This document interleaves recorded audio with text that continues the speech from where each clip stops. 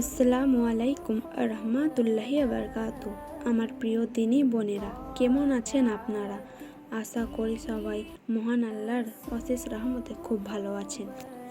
দুই ঈদের নামাজ। শাওয়াল মাসের প্রথম তারিখে ঈদকে ঈদুল ফিতর এবং জিলহজ মাসের 10 তারিখের ঈদকে বলে ঈদুল আজহা। ঈদ শব্দের প্রচলিত অর্থ খুশি।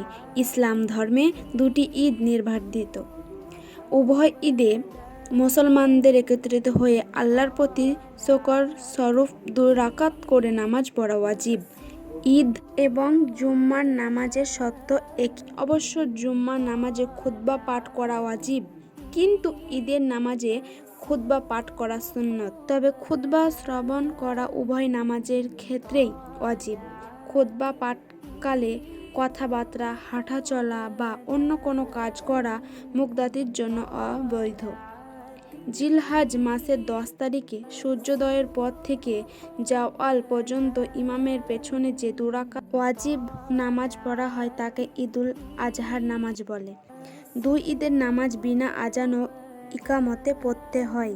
নিয়ত করে তাহরিমা বেঁধে অতিরিক্ত 3 বার তাকবীর আল্লাহু আকবার বলতে হয় এবং তৃতীয় তাকবীরের পর হাত বেঁধে আউযু বিল্লাহি ও বিসমিল্লাহ পড়ার পর সূরা ফাতিহা ও অন্য একটি সূরা পড়ে রুকু ও সিজদা করতে হয়। দ্বিতীয় রাকাতে সূরা ফাতিহার পর অন্য সূরা পড়ে প্রথম রাকাতের ন্যায় অতিরিক্ত 3 তাকবীর সহ রুকুর তাকবীর বলে রুকু করতে হয়। এভাবেই 2 রাকাত নামাজ সমাধা হবে। অতঃপর ইমাম খুতবা পড়বেন। এভাবেই নামাজ শেষ হবে।